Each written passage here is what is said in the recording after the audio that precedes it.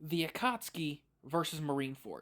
Now, the first major question we have to ask is which side are they fighting for, and which side are they fighting against? Because that will entirely change how I discuss this. Because if the Akatsuki are on the side of Whitebeard, then it's going to be an absolute wash.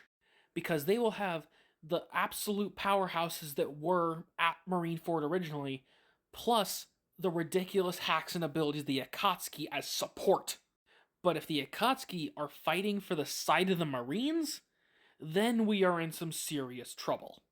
I'm going to quickly go over if they were working for the Marines, because that's going to be way simpler.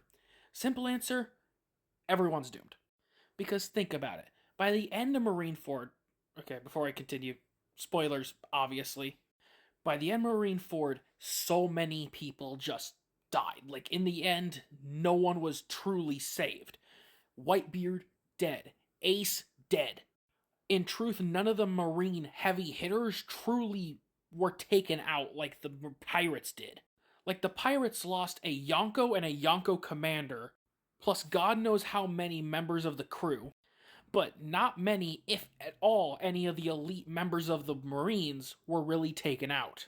So if you throw in the absolute units that are the Akatsuki, they're kinda gonna just make it an even bigger slaughter. And likely even take down more of Whitebeard's crew that, like, helped later in the series.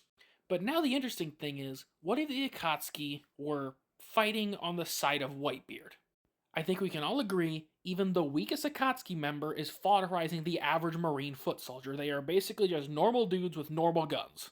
But when it comes to dealing with the elite of the elite that were part of the Marines that were at Marineford, the Admirals, Garps, and Goku, then you got the Warlords, the Pacifistas, every one of those extremely powerful people that were there, that's when things get interesting. Now, most of the Akatsuki wouldn't be able to stack up against the elite of the elite that were at Marineford. But when you got people like Itachi, Obito, and the Pains, that's when things start getting a little bit more interesting.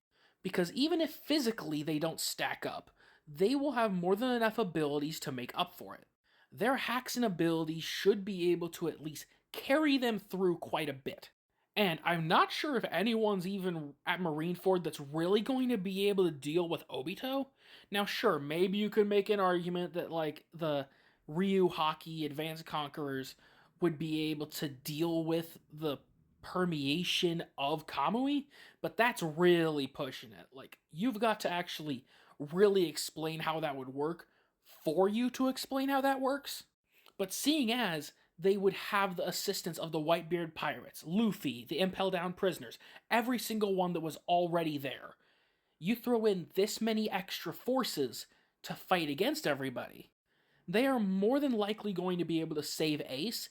And if the Akatsuki prioritize, like, trying to get that mission done to, like, free Ace, I think they could do it. Like, obviously, the mid and low tier Akatsuki are not going to be able to stack up to the top tiers that were at Marineford, but people, like I mentioned, Itachi, Obito, the Pains, they would more than likely be able to, at the very least, hold the elites off long enough for Ace and everyone to fall back. Because if I'm being honest, even with the assistance of the Akatsuki, I don't think that it could have been like a complete and utter victory. Like, I don't see the Akatsuki, even with all of their help, being able to outright defeat everyone that was there at Marineford. Like, we saw how hard it was for them just dealing with Whitebeard and his crew.